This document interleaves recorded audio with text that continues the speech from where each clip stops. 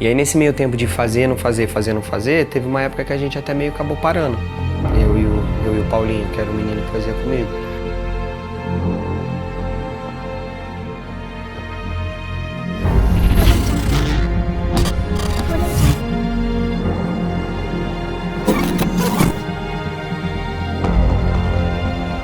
Os vizinhos nunca gostou de mim, né? Primeiro era a bicicletinha motorizada, aí mobilete, aí comprei carro, aí som alto.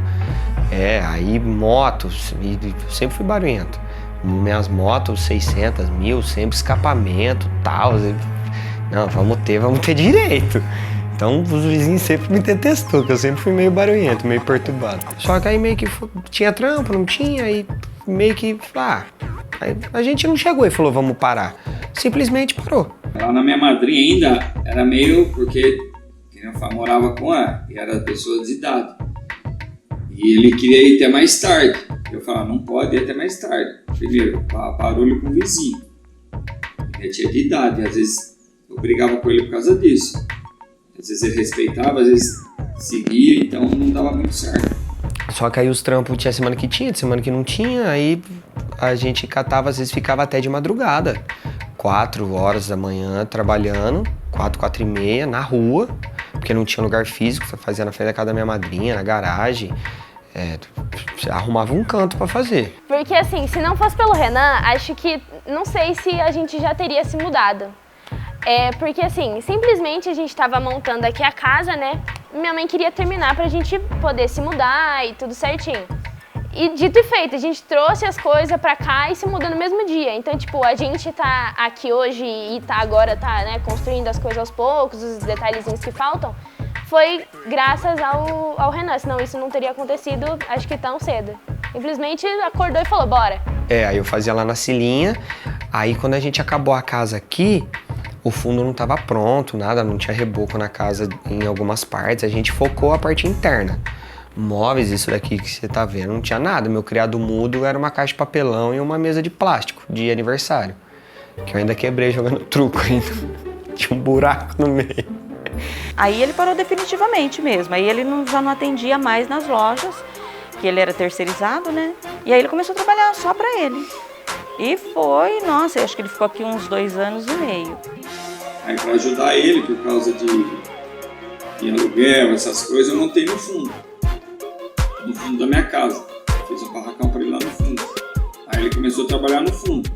E aí hoje, graças a Deus, as coisas estão muito melhores, mas na época não tinha. Aí eu tinha um armário, que é um armarinho velhinho que a gente tem no fundo até hoje, e que meu pai pegou no serviço dele, trouxe. Aí quando eu fui mandado embora, eu peguei uma grana, comprei algumas coisas. A minha madrinha me ajudou a comprar uma furadeira, eu lembro ainda ter essa furadeira até hoje.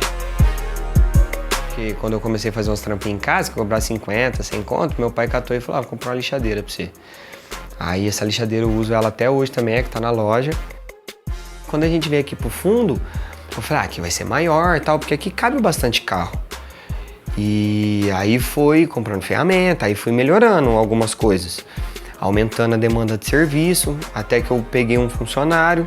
Nesse meio tempo, o Cid, ele era cliente meu, acabei conhecendo ele sem querer. E aí eu fui conhecendo um pouco mais dele e tal, frequentando um pouco mais a casa dele, que era a loja, na época.